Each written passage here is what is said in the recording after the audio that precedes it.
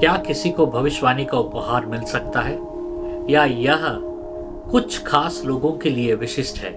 चलिए इस वीडियो में हम जानते हैं। डिस्क्रिप्शन में बहुत सारा लिंक्स दिया गया है। उन लिंक्स के माध्यम से आप परमेश्वर के वचन को और गहरा जान सकेंगे। जरूर डिस्क्रिप्शन में जाइए और उस लिंक्स को क्लिक करना ना भूलिएगा। द गिफ्ट ऑफ प्रोफेसी या भविष्यवाणी का वर एक विशेष वर है जो केवल पवित्र आत्मा देते हैं। सबको ये वर नहीं मिलता है, लेकिन ये वर सबके लिए उपलब्ध है और अगर पवित्र आत्मा ये वर देना चाहे तो किसी को भी वो दे सकते हैं। पहला कुरिन्थियन 12:11 में लिखा है, परंतु ये सब प्रभावशाली कार्य वह एक आत्मा करवाता है और जिसे जो चाहता है वह बांट देता है। इसका अर्थ यह है कि पवित्र आत्मा चुनाव करता है कि किसको वो कौन सा वर दे, चाहे वो कोई सा भी वर हो, और इसमें भविष्यवाणी का वर भी शामिल है। तो पवित्र आत्मा निर्णय करता है कि कौन सा व्यक्ति को भविष्य आत्मा का वर मिलना चाहिए। लेकिन पहला कुरिन्थियन 14:1 में पौल सब विश्वासियों को प्रोत्साहन करते हुए कहते हैं कि भविष्यवाणी के वर का इच्छुक रहे। जब हम पहला कुरिन्थियन 14:1 पढ़ते हैं तो उसमें लिखा है, और आत्मिक वरदानों के भी धुन में रहो, विशेष करके यह कि भविष्यवाणी करो। यह वचन स्पष्ट करता है कि सबको भविष्यवाणी का वर नहीं मिल सकता है, लेकिन भविष्यवाणी का वर का इच्छुक रहना बहुत ही जरूरी है। मतलब क्या है?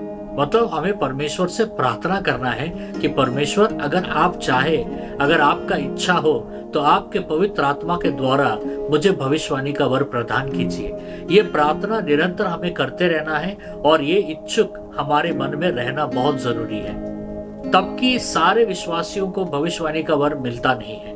पहला कुरिन्थियन 12:29 और 30 वचन में अपोस्तल पौल कहते हैं, और वो सबसे एक सवाल पूछते हैं, क्या सब प्रेरित है? क्या सब भविष्यवक्ता है? क्या सब उपदेशक है? क्या सब सामर्थ के काम करने वाले हैं?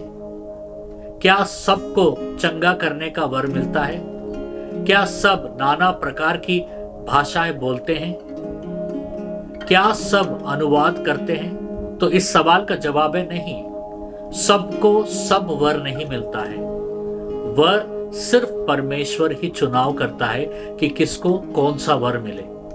लेकिन इसका मतलब यह नहीं है कि विश्वासियों को प्रार्थना नहीं करना चाहिए कि परमेश्वर मुझे वर दीजिए। हमें परमेश्वर से मांगना है, क्योंकि बाइबल में यह भी लिखा है कि मांगो तो तुम्हें दिया जाएगा। इतना सारा वर कलीसिया में इसलिए है ताकि कलीसिया अच्छे से कार्य कर सके, फंक्शन कर सके। सबको एक ही वर नहीं मिलता है। अलग अलग व्यक्तियों को पवित्र आत्मा अलग अलग वर देते हैं ताकि आसानी से परमेश्वर का कलीसिया कार्य कर सके और परमेश्वर का राज्य को बढ़ा सके। प्रेरितों का कार्य के 2 अध्याय के 17 और 18 वचन में योएल की पुस्तक से पतरस एक वचन बोलता है उस समय के कलीसिया के लोगों को, कि परमेश्वर कहता है कि अंत के दिनों में ऐसा होगा कि मैं अपना आत्मा सब मनुष्यों पर उंडेलूंगा और तुम्हारे बेटे और तुम्हारी बेटियां भविष्यवाणी करेंगे और तुम्हारे जवान दर्शन देखेंगे और तुम्हारे बूढ़े स्वप्न देखेंगे।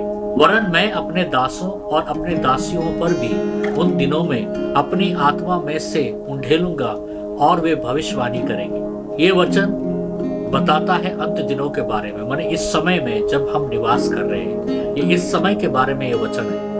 और इस समय में स्पष्ट लिखा गया है कि परमेश्वर कोई पक्षपात नहीं करेंगे वर को बांटने में, क्योंकि चाहे कोई भी वर्ग के हो, कोई भी उम्र के हो, चाहे स्त्री हो या पुरुष हो, चाहे कोई भी आत्मिक स्थान पे क्यों ना हो, चाहे कोई भी वर्ग में हो, चाहे कोई भी क्षेत्र में हो, चाहे वो पुरुष हो या स्त्री हो, परमेश्वर कहते हैं कि पवित्र आत्मा उन पर उतरेगा और उन पर भविष्यवाणी का वर उतरेगा।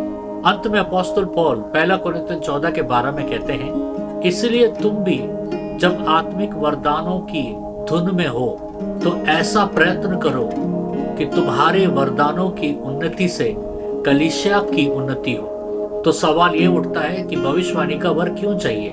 क्या निज स्वार्थ के लिए या कलीसिया की उन्नति के लिए? ये सवाल सिर्फ भविष्यवाणी के वर से ही जुड़ा नहीं है, ये सारे वरों के साथ जुड़ा हुआ है। अगर कोई व्यक्ति परमेश्वर से प्रार्थना कर रहा है कि उसे ये वर चाहिए, तो पहला अपने हृदय को परखना जरूरी है कि मुझे ये वर क्यों चाहिए। अगर ये वर खुद उसके अपने निज उन्नति के लिए है तो माफ कीजिएगा, ये वर उसे प्राप्त नहीं होगा। लेकिन अगर उसके मन में कलीसिया का उन्नति है, परमेश्वर का राज्य का उन्नति है, तो परमेश्वर कभी ना नहीं बोलेंगे।